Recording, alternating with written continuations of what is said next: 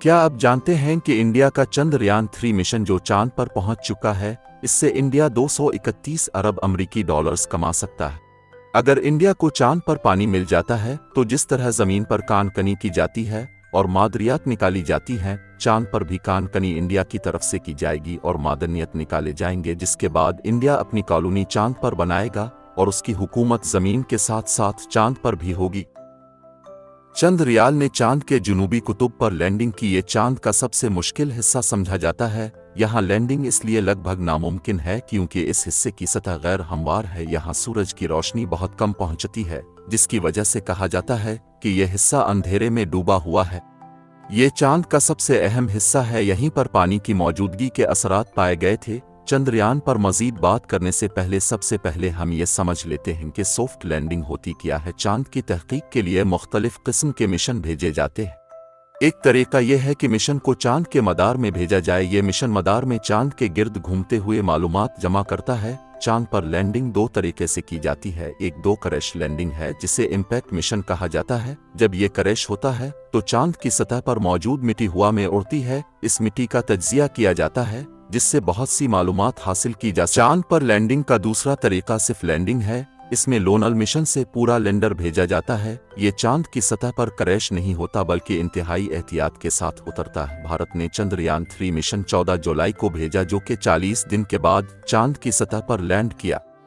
भारत ने वैसे तो 2008 में पहला चांद पर अपना मिशन चंद्रयान-1 के नाम से भेजा था। विक्रम साराभाई की क़ियादत में भारत ने अपना पहला रॉकेट लॉन्च किया। इस रॉकेट के पार्ट्स इंडियन साइंसदानों ने साइकिलों और बैलगाड़ियों पर रखकर साइड पर पहुंचाए। मुख्तलिफ हिस्सों को साइड पर ले जाकर जोड़कर रॉकेट तैयार किया गया और फिर इसे लॉन्च किया गया।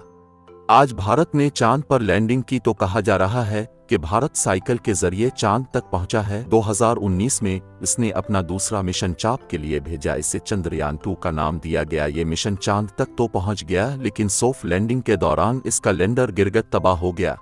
चांद की सतह से सिर्फ 2 किलोमीटर के फासले पर लैंडर का जमीन से राब्ता मुनक़ते हो गया और ये चांद की सतह पर क्रैश हो गया। साइंसदानों ने चंद्रयान-2 में होने वाली गलतियों के डेटे का मुताला करके और उसका जायजा लेकर चंद्रयान-3 में इन गलतियों से छुटकारा पाया। चंद्रयान-3 का वजन 3900 किलोग्राम है, जो इससे पहले वाले मिशंस का था, यानी चांद की सतह पर पानी की तलाश। इस मिशन में 1500 किलो वजनी लैंडर है और इसे विक्रम का नाम दिया गया है। इसका नाम भारतीय खलाई तहकीक के इदारे इसरो के पानी विक्रम साराभाई के नाम पर रखा गया है।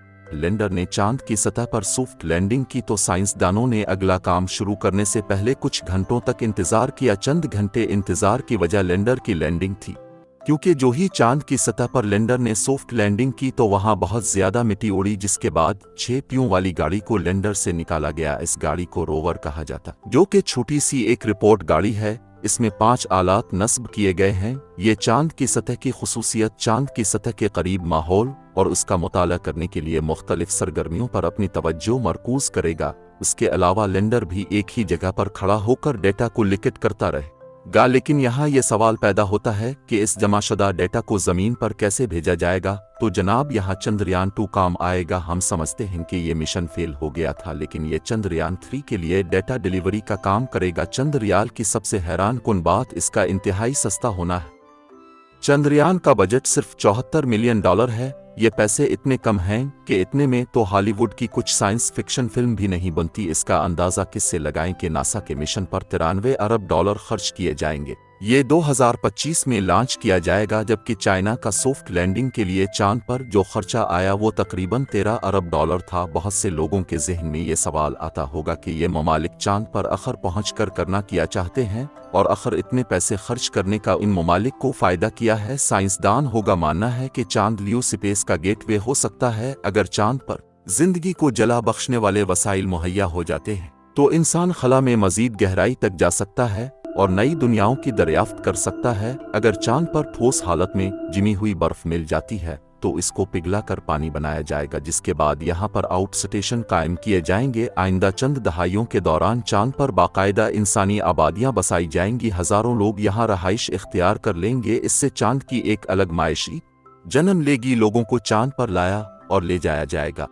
उन्हें ट्रांसपोर्ट और डेटा फराहम किया जाएगा। चांद पर मौजूद वसाइल से फ़ायदा उठाया जाएगा। PwC नामी एक इदारे ने चांद की मईशत के हवाले से अपनी एक रिपोर्ट जारी की है। इसमें चांद की मायशीत की पेशगोई की गई है। रिपोर्ट के मुताबिक अगले 20 सालों के दौरान चांद की इकानमी का 51% अमरीका के कंट्रोल में होगा। चीन, जापान और एशिया के दूसरे मुल्कों का हिस्सा 30%, जबकि यूरोपीय यूनियन और इंडिया का चांद की मईशत में हिस्सा 18% होगा। 240 तक चांद इंडिया की मलकियत से 231 अरब अमरीकी डॉलर्स कमा सकता है। इससे बखूबी अंदाज़ा लगाया जा सकता है कि चांद पर पहुंचने की दौड़ में इतनी तेज़ी आखिरकार क्यों आई हुई है।